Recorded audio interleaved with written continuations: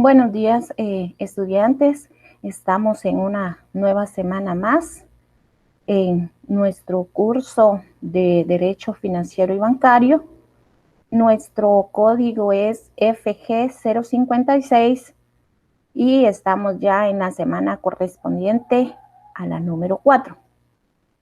Nuestro tema a tratar el día de hoy en el curso es acerca sobre la clasificación de los tributos. Su catedrática, la licenciada Brenda Elizabeth Ramírez Palencia, y soy abogada y notaria. Empezamos nuestro clase con el día de hoy con lo que es el objetivo. Y el objetivo de nuestra clase del día de hoy, pues es que el estudiante tenga conocimiento de la clasificación de los tributos, así como de los impuestos con los que tiene que contribuir a pagar al Estado. Hablemos acerca de lo que son los tributos.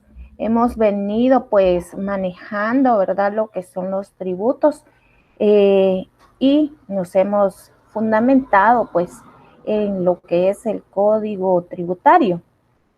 Recordemos que nuestra definición se encuentra basada legalmente en el Código Tributario, lo que es el artículo 9.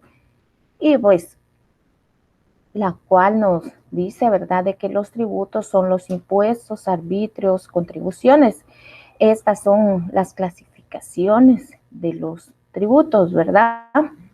Dice, también nos indica que el tributo pues tiene un hecho, ¿verdad?, generador, o sea, una causa estatal, la cual pues no va relacionada concretamente con lo que es el contribuyente.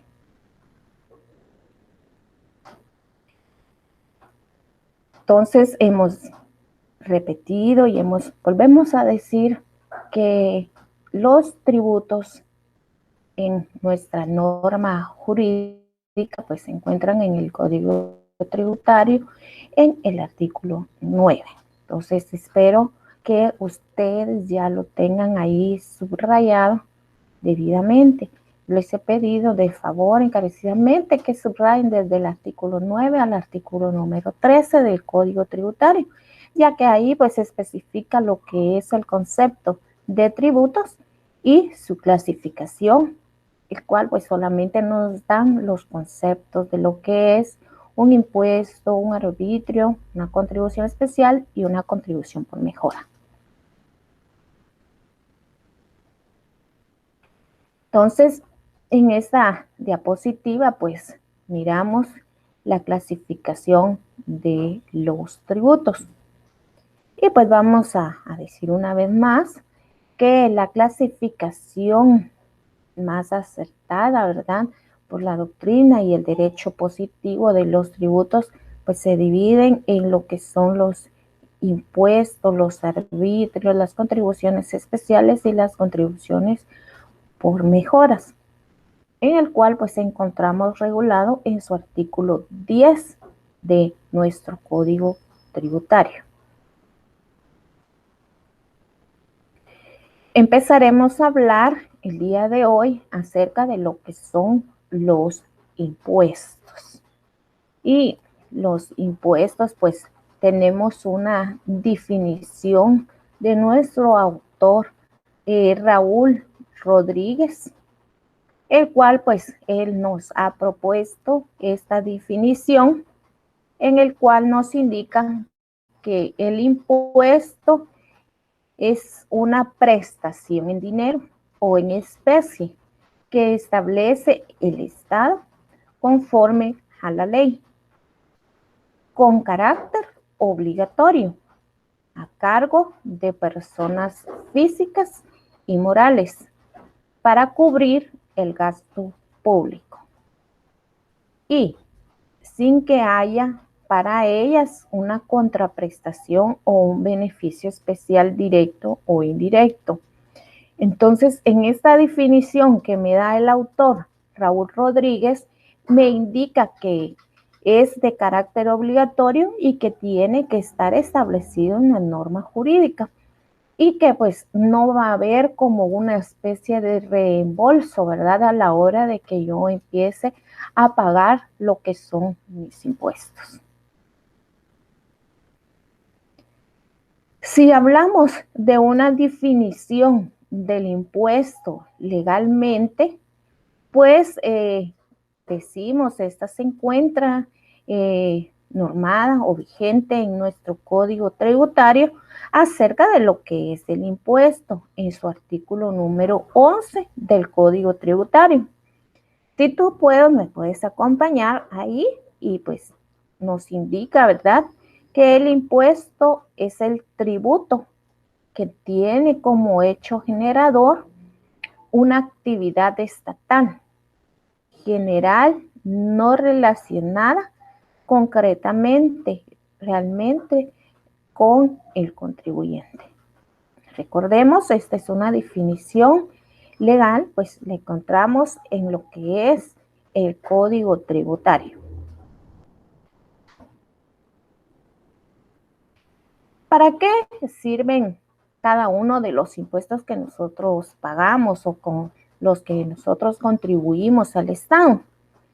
Pues déjame decirte que sirven como una recaudación para las arcas fiscales y tienen como objetivo, ¿verdad?, la distribución del ingreso nacional. En teoría, pues, se podemos decir que estos se invierten, ¿verdad?, o se gastan en servicios públicos, tales como son la salud, la educación, vivienda y la infraestructura. Entonces, estos son los que nos sirven, ¿verdad? Todos aquellos impuestos que nosotros pagamos, que sea con medio del impuesto al valor agregado,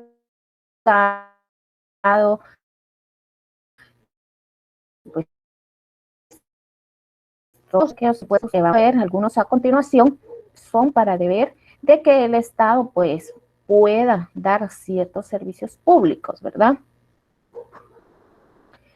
Hablemos sobre los impuestos y los impuestos pues se dividen en dos maneras, una de manera indirecta y la otra de manera directa, y los cuales pues estudiaremos a continuación y daremos ejemplos de cuáles son los impuestos que se dan de manera indirecta y los impuestos que se dan de manera directa. Hablemos sobre lo que son los impuestos indirectos.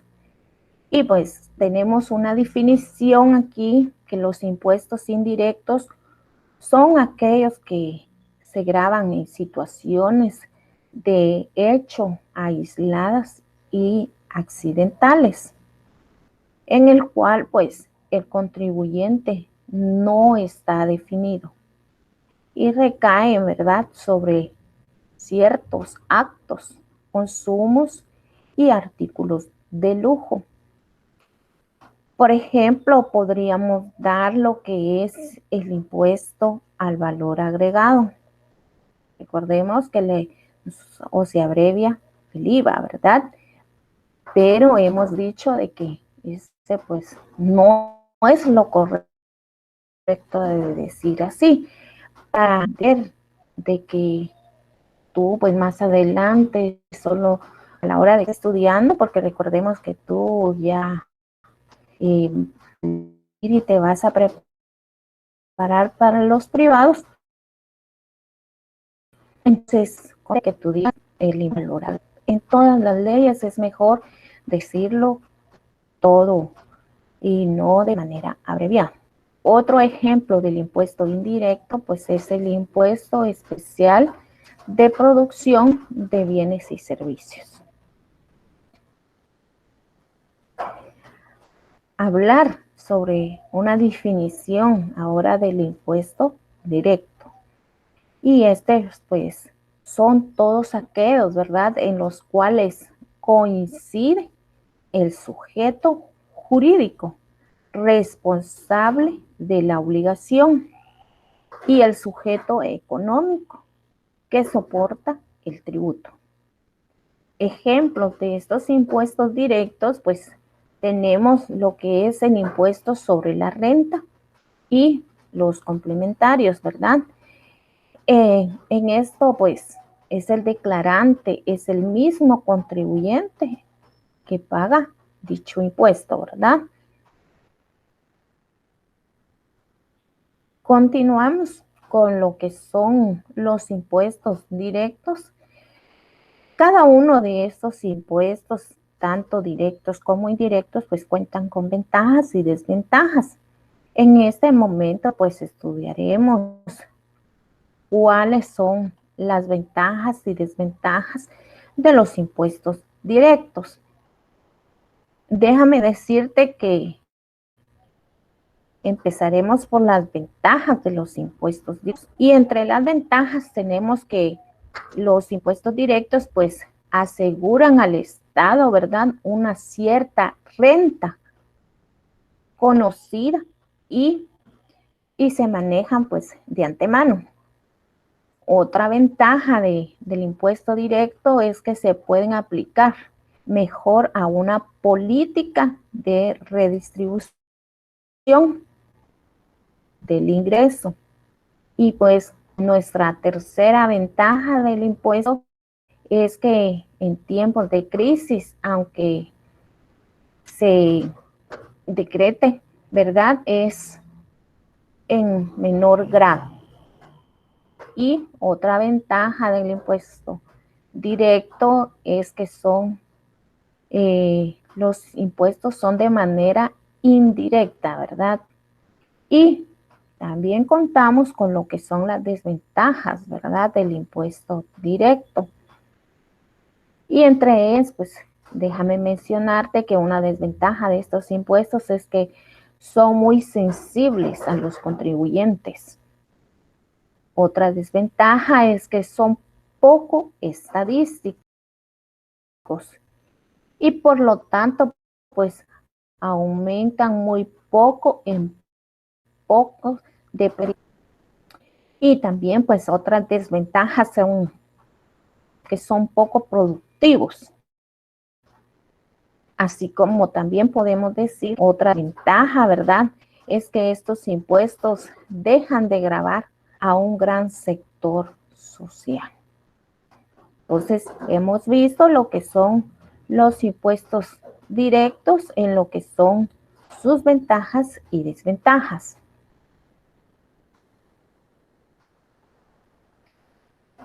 Ahora estudiaremos lo que son los impuestos indirectos y también estudiaremos lo que son sus ventajas, pero vamos a ver también cuáles son las desventajas de estos impuestos indirectos. Los impuestos indirectos, pues sus ventajas son las siguientes. Número 1, son poco perceptibles. Número 2, se confunden realmente con el precio de la venta. Y pues número 3, gravan a todo el sector de la población y aún a los extranjeros, es decir, que no solo a los nacionales o solo los guatemaltecos, sino que también a los extranjeros, pues les incluye ese impuesto que tienen que pagar. Esa es una ventaja de los impuestos indirectos. La siguiente ventaja de los impuestos indirectos es que estos son voluntarios, en el sentido de que basta, ¿verdad?, con no adquirir el bien para no pagar el impuesto. Y otra ventaja, ¿verdad?, del impuesto indirecto es que el causante paga el impuesto en el momento en el que es más cómodo para él. Es decir, que al momento que él se sienta cómodo para pagar dicho impuesto, pues él lo puede llegar a realizar, porque como dijimos, este impuesto se paga a la hora de que el contribuyente pues va a adquirir el bien o el objeto, ¿verdad? Y las desventajas del impuesto indirecto es que uno pues recae más sobre las clases pobres. Entonces, esta sí es una desventaja del impuesto indirecto. También otra desventaja del impuesto indirecto es que no tienen la misma fuerza que todos los directos en tiempos de crisis, ¿verdad? Ya que estos crean un déficit agravando aún más la situación. Y por último tenemos otra desventaja en los impuestos indirectos, los cuales pues son los gastos, ¿verdad?, de recaudación son muy elevados. Continuemos con nuestro estudio del día de hoy de financiero y bancario.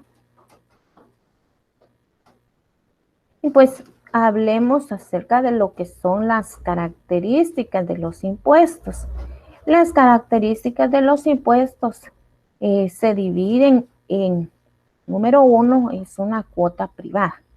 Realmente cada contribuyente pues paga por separado, ¿sí? Cada uno de nosotros pues contribuimos a pagar los impuestos, pero de manera individual o ya sea también pues de manera jurídica, ¿verdad? Pero es privado, o sea, es uno individualmente. También otra característica es de que es coercitiva, o sea que es de carácter obligatorio. ¿Y por qué se convierte de carácter obligatorio? Porque se encuentra estipulado pues en la norma jurídica. Recordemos que es de carácter obligatorio pagar nuestros impuestos, aunque cada uno, como hemos venido diciendo y como lo vamos a decir, ¿verdad?, cada uno paga de acuerdo a su capacidad de pago, pero todos pagamos nuestros impuestos. Es por eso que es la característica es coercitiva. Todos estamos obligados a pagar nuestros impuestos, solo que de diferente medida, ¿verdad? O diferente capacidad de pago. Nuestra siguiente característica es que no hay realmente una contraprestación. Es decir, yo voy a venir y voy a pagar mis impuestos, pero voy a esperar que en cierto tiempo, pues, el Estado me devuelva a mí ese dinero que yo estoy pagando con mis impuestos. Eso fuera muy bueno, pero realmente tú sabes que eso no se da. Entonces, paga los impuestos, pero no existe una contraprestación. No podemos decir que el Estado nos va a reembolsar ese impuesto que nosotros pagamos, ya sea que tú adquieras un bien o con objeto, ¿verdad? Simplemente no hay una contraprestación, perdón. Nuestra siguiente pues, característica es que es destinado a financiar los egresos del Estado, ¿verdad? Y hemos dicho de que el Estado pues lo utiliza para los pagos de servicio, de salud, de educación, vivienda, infraestructura. Entonces, todos los impuestos que el Estado recolecta o que recauda, pues son para el servicio público. Hablemos sobre lo que son los elementos de los impuestos. Y nuestro primer elemento, pues, de los impuestos es el hecho imponible. Y el hecho imponible es aquel hecho generador del impuesto, como por ejemplo, ¿verdad?, todo aquello que es titular de nuestro patrimonio neto. En conclusión, pues podemos decir que este hecho imponible dependerá realmente del origen de la obligación tributaria.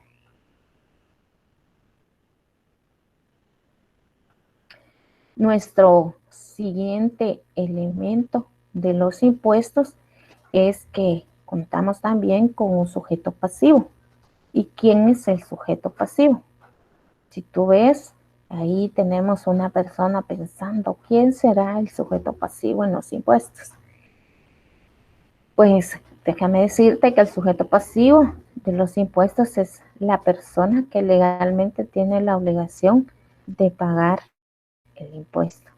En este caso, pues voy a ser yo como persona individual o una persona jurídica. Entonces, esto es el sujeto pasivo.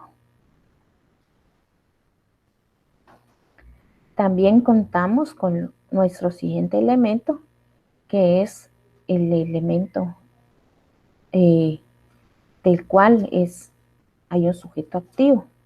Si contamos con un sujeto pasivo, también vamos a contar con un sujeto activo. Y este sujeto activo, pues, son aquellos que tienen el derecho, ¿verdad?, de exigir el pago de tributos. Es decir, que pueden establecer los impuestos que consideren necesarios para cubrir el presupuesto. En conclusión, podemos decir que es el Estado quien se ve beneficiado directamente por las contribuciones de los ciudadanos. Recordemos entonces que va a ser el Estado quien va a exigir el pago de los tributos. Y si tú te recordarás, en el artículo 239 de nuestra Constitución Política de la República de Guatemala, pues ahí nos habla, ¿verdad? Vamos a buscarlo, del principio de legalidad.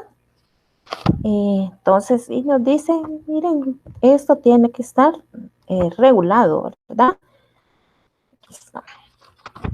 Busquémoslo. En el artículo 239 de nuestra Constitución Política de la República de Guatemala. Y pues solo dice que el principio de legalidad, el cual se rige en materia tributaria y corresponde pues con exclusividad al Congreso de la República decretar los impuestos ordinarios y extraordinarios, los arbitrios y contribuciones especiales conforme a las necesidades del Estado y de acuerdo a la equidad y la justicia tributaria, así como determinar las bases de recaudación. Y pues ahí nos menciona, ¿verdad? Hay varios incisos. Pero entonces me está diciendo, mire, el sujeto activo es el Estado, quien tiene toda la potestad de venir y crear los tributos y exigirlos. Continuemos. Y pues hablemos ahora de nuestro siguiente elemento, ¿verdad? De los impuestos, y es sobre la base imponible. Y pues es la cuantificación y la valoración del hecho imponible y determinar la obligación tributaria. Es decir, que aquí pues vamos a tratar de una cantidad de dinero, pero que también puede tratarse de otros signos, ¿verdad? Continuemos con lo que son nuestros elementos y pues aquí tenemos también el tipo, ¿verdad?, de gravamen. Al hablar del tipo de gravamen, hablamos acerca de la proporción que se aplica sobre la base imponible con objeto de calcular pues el gravamen, ¿verdad? Dicha proporción puede ser fija o variable, o sea que no siempre pues va a salir lo mismo o siempre se va a aplicar el mismo gravamen. Este dice que puede variar en proporción. Nuestro siguiente elemento pues de los impuestos es una cuota tributaria. Y al hablar de la cuota tributaria, pues nos referimos a la cantidad que representa el gravamen y puede ser una cantidad fija, ¿verdad? O el resultado, pues, de multiplicar el tipo impositivo por la base de imponible. Nuestro siguiente elemento de los impuestos es acerca de la deuda tributaria. Y esta deuda tributaria, pues nos referimos al resultado, ¿verdad?, de reducir la cuota con posibles deducciones y de incrementarse con posibles recargos. Y pasamos ahora a lo que son los principios de los impuestos, ¿verdad? Y contamos con el principio de justicia, principio de certidumbre, principio de comodidad y principio de economía. Estos 4 principios son fundamentales para lo que son los impuestos y los cuales estudiaremos cada uno a continuación. Hablaremos sobre lo que es el principio de los impuestos y nuestro primer principio pues es el principio de justicia. Y este pues nos dice que consiste en que los habitantes de la nación deben de contribuir al sostenimiento del gobierno en una proporción más cercana posible a sus capacidades económicas. Es decir, todos vamos a pagar nuestros impuestos, pero realmente, pues, dice este principio, tenemos que ser justos. No todos ganan o tienen los mismos ingresos. Entonces, lo vamos a hacer de acuerdo a sus capacidades económicas, pero todos van a contribuir al pago de dicho impuesto. Entonces, en conclusión, podemos decir que el principio de justicia, pues, es aquel que nosotros pagamos conforme a una proporción la cual es de acuerdo a nuestras capacidades económicas.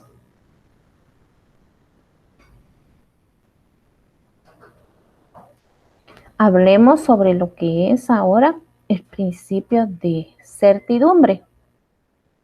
Pues, y este principio, pues, es el impuesto que cada individuo debe pagar y deberá de ser fijo y no arbitrario.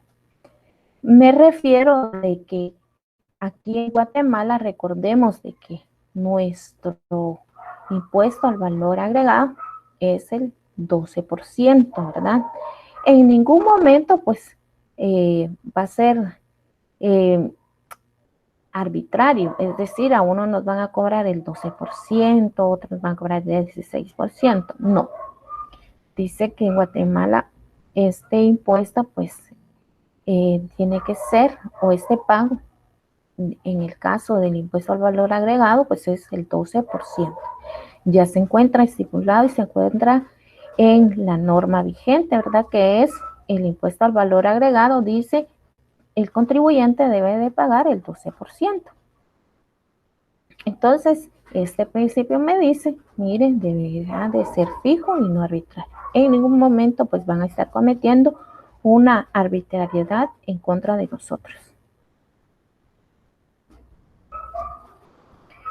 Hablemos sobre lo que es el principio pues de comodidad. Y este principio pues es el que dispone, ¿verdad? Que todo impuesto debe de cobrarse en el mismo tiempo y forma que sean más cómodos para el contribuyente. Es un principio realmente de comodidad y como dice aquí, ¿verdad? Debe cobrarse en el tiempo y forma que sea más cómodo para el contribuyente. Pero recordemos que contamos con ciertas fechas en Guatemala. Si tú pagas tu impuesto, puede ser mensual. Entonces, cada mes tú vas a ir pagando tu contribución o vas a ir pagando tus impuestos, ¿sí? Y así, pues, recordemos que hay fechas estipuladas en las cuales, pues, tú te puedas sentir cómodo para pagar lo que son los impuestos, ¿verdad? Por eso dice este principio, que sea más cómodo para el contribuyente. También contamos con lo que es el principio, pues, de economía. Y este principio, pues, consiste, ¿verdad?, en que toda contribución debe percibirse de tal forma que haya la menor diferencia posible entre las sumas que salen del bolsillo del contribuyente y que las que ingresan al tesoro público. Es decir, recordemos una vez más que no todos los contribuyentes pues tienen el mismo pago, los mismos beneficios, ¿verdad? Entonces, ¿qué vamos a hacer? Dice, hay un principio de economía. Entonces, esta también nos defiende, ¿verdad? Y nos dice, mire, realmente pues el Estado dice, estamos conscientes que no todos tienen los mismos ingresos o tienen la misma economía. Entonces, lo vamos a hacer de que sí pague, pero de acuerdo a la contribución y a los ingresos, ¿verdad? Que esta persona tenga. Pero siempre tiene que contribuir. Si tú te has dado cuenta aquí, pues en ninguno de los principios o de lo que hemos leído, hemos visto hasta el momento, pues nos dice, mire, ninguna persona individual jurídica va a dejar de contribuir.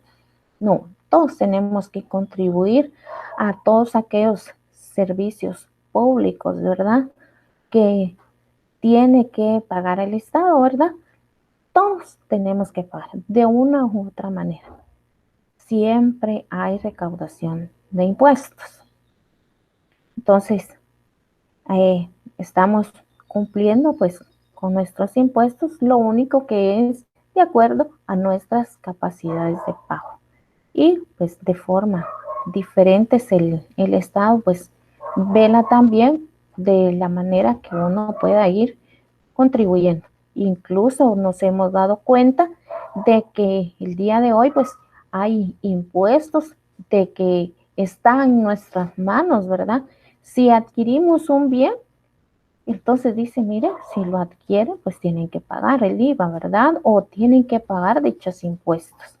Pero si no lo adquiere, pues no hay ningún problema, dice el Estado. No, usted no está obligado a contribuir. Entonces, eh, hay, hemos visto, perdón, el día de hoy de que hay impuestos que se deben contribuir de manera obligatoria, no todos de la misma manera, pero hay otros impuestos que están realmente en nuestras manos, el venir y pagar dichos impuestos. Entonces, vamos a tener lo que son nuestras preguntas de estudio del día de hoy, ¿verdad? De nuestra semana correspondiente a la número 4 de nuestro curso financiero y bancario. Recordemos que ya estamos a punto de que ustedes pues puedan llevar a cabo su examen parcial, su primer examen parcial. Entonces, estas preguntas pues son muy importantes para cada uno de ustedes. Por favor, respóndanlas. Nuestra pregunta de estudio de esta semana es de primero, ¿qué son los impuestos?